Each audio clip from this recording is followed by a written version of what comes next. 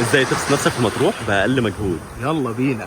مطروح أرض الفيروز واحدة من أهم المصايف في مصر الفترة الأخيرة، وموجود فيها أحسن وأنقى شواطئ اللي ممكن تشوفها في حياتك، ومشهورة بالتين واللب وزيت الزيتون. فأنا النهاردة هاخدكم في جولة ليومين حلوين في مرسى مطروح. تعرف ايه عن مطروح يا معاذ؟